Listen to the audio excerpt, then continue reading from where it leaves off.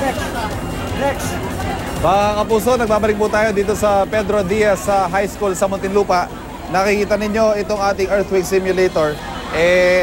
Nagkandagulo-gulo po yung mga upuan dahil nagpapatuloy po ang pagpaparamdam sa mga estudyante ng Pedro Diaz High School kung ano ang mararamdaman nila sa isang magnitude 6 na lindol.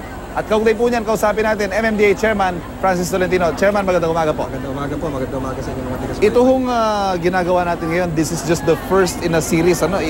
Balita ko po, i-roadshow nyo itong simulator natin all over Metro Manila. Yung mga, unahin po natin yung mga barangays na nasa ibabaw ng West Valley Fault, lalong-lalo na yung mga eskwela. Ito po yung 84, tama po? 84 na barangay. Pero yung 84 na barangay mula Norzagarayon hanggang Laguna. So unahin natin yung Metro Manila, pagkatapos lalabas tayo. Ang pakay po natin ay ipakita yung wastong paghahanda at pagkilos kung merong lindol na tatama. Kasi iba rin pag nararamdaman mo mismo para alam mo what to anticipate, what to expect. At ang gusto po natin mangyari dito, yung matututunan ng estudyante, ibalik nila sa bahay nila.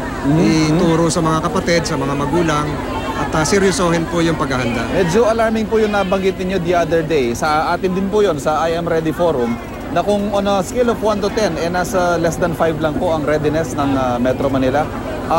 What is the objective, sir, sa ating gagawin in the next days or months? Ang kailangan maitaas natin kahit mag-level 7 tayo ng readiness, napakaganda ho nun to lessen casualties, injuries, minimize damage. So, yun po yung pakay ng lahat ng exercise na ito. At ngayon ding araw na ito, yes, go ahead, Chairman. Ilulunsad natin itong bagong website ng MMDA. Ito po yung Be Prepared Metro Manila. Lahat po ng information na kailangan nyo, saan yung West Valley Fault, saan yung East Valley Fault, ano yung mga numbers na dapat gawin, anong gagawin mo pag ikaw ay nasa loob ng elevator, pag nasa loob ng kotse, nasa labas, nasa loob ng bahay, gabi, eskwelahan, o kung ano pa man. Nandito po lahat yan. But eventually, dadagdagan pa ho natin ng contents yan. At ang objective natin dito, magkaroon tayo ng 8,000 able-bodied volunteers na tutulong sa atin kung sakaling lilindol. Okay, sa inyong pagbabrowse sa internet, pasyalan nyo, Be Ready Metro Manila. www.bepreparedmetromanila.com. Metro Manila. At ngayon po, mararamdaman natin ulit, magnitude 6 Bababa po kayo, bababa kayo. Okay. Saka, seryoso tayo. Kayo tatawa.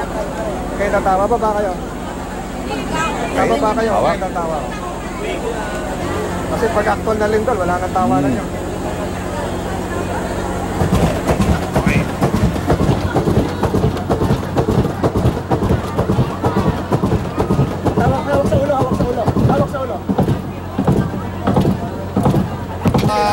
Medyo mahilo-hilo pa ako. Dali lang.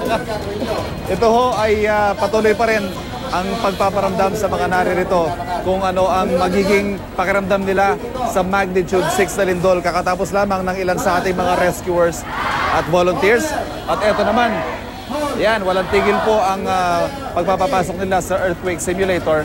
At sabi ni Chairman Tolentino kanina, ay ito pong 84 barangays na dinadaanan ng West Valley Fault ay iikot po nila itong earthquake simulator na ito para sa dagdag kahandaan siyempre ng ating mga kababayan para sa lindol.